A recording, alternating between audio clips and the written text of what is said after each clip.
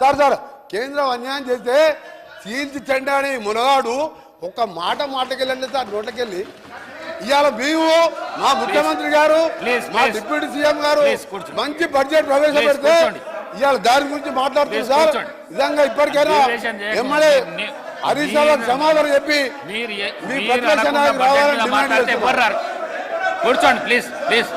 హరీష్ రావు గారు అదే డివియేషన్ చేయొద్దని చెప్పాలి.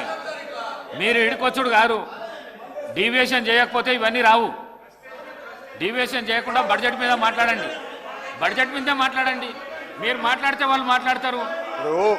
స్పీకర్ సార్, నేను మీ మాట మీద గౌరవం పెట్టి ఏ మంత్రికి కూడా అవకాశం ఇవ్వకుండా గంటన్నర నుంచి నేను మీ మాటలు వింటున్నాను.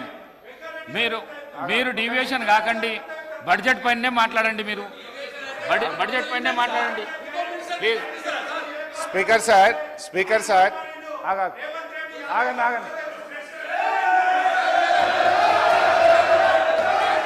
Speaker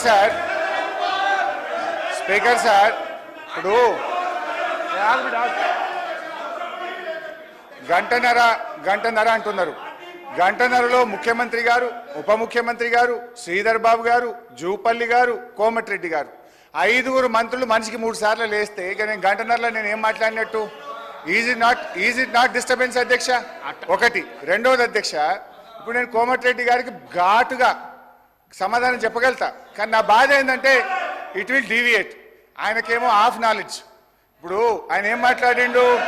yes you are half knowledge fellow.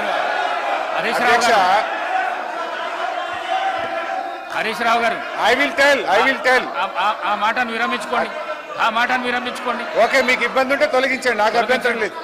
Right అధ్యక్ష, ఆ పదాన్ని తొలగించండి. సార్ ఆయనకు వారికి హాఫ్ నాలెడ్జ్ కాదు సార్, ఆకారం పెరిగింది చెప్పి అసలు నాలెడ్జ్ లేదని. ఆకారం పెరిగింది, ఆయన నాలెడ్జ్ ఎక్కడ సార్? ఆయన ఒక డమ్మీ మినిస్టర్, ఆయన డమ్మీ అల్లుడు. ఆయనకు హాఫ్ నాలెడ్జ్ కాదు, ఆకారం పెరగానే సరిపోదు, బుద్ధి ఉండాలి. దళితులు ముఖ్యమంత్రి అన్నాడా లేడా?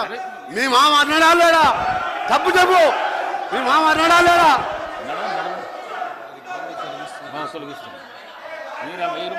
స్పీకర్ సార్ ఇదే కోమటిరెడ్డి వెంకటరెడ్డి గారు 50 కోట్లకు పిసిసి అధ్యక్ష పదవి కొనుక్కున్నారు రేవంత్ రెడ్డి గారని ఈయనే చెప్పింది కదా సార్. మరి దాన్ని ఏమంటారు అధ్యక్ష? ఇదే కోమటిరెడ్డి వెంకటరెడ్డి గారు జిల్లా కలెక్టరేట్లు, సచివాలయాలు అద్భుతంగా కట్టిండు కేసీఆర్ గారని ఈయన గారే చాలా సార్లు మెచ్చుకున్నాడు అధ్యక్ష. ఇవాళ నేను ఎందుకు ఆ మాట అన్నంటే అధ్యక్ష, కోమటిరెడ్డి వెంకటరెడ్డి గారు మేము అగ్రికల్చర్ కు 72,000 కోట్లు పెట్టమన్నాడు అంటూనే మళ్ళీ వెంటనే ఇరిగేషన్ కి 22,000 కోట్లు పెట్టమన్నాడు. ఆయనకు అర్థం కాని ఏంటంటే బట్టి గారు చేసిన అంకెల గారడి వారికి అర్థం కాలే. వారు పెట్టిన అగ్రికల్చర్ 72,000 కోట్లలో అన్ననే ఇరిగేషన్ ఉన్నది, అన్ననే కరెంట్ ఉన్నది, అన్ని కలిపి మాయ చేసి అగ్రికల్చర్కి ఏదో ఎక్కువ పెట్టినా అని బట్టి గారు చేసిన మాయను ఆయన అర్థం చేసుకోక అగ్రికల్చర్ 72 వేరే చెప్పిండు, ఇరిగేషన్ 22 వేరేగా చెప్పిండు. అందువల్ల నేను ఆ మాట అన్న తప్ప వేరే అనలే. ఆయనకి ఇబ్బంది అయితే నాకు అభ్యంతరం లేదు అధ్యక్ష. ఇక పోతే అధ్యక్ష, నేను ఒకటే విషయం గౌరవనీయులు బట్టి గారిని కోరుతా ఉన్నా అధ్యక్ష. ఐ డిమాండ్, మీకు ప్రజల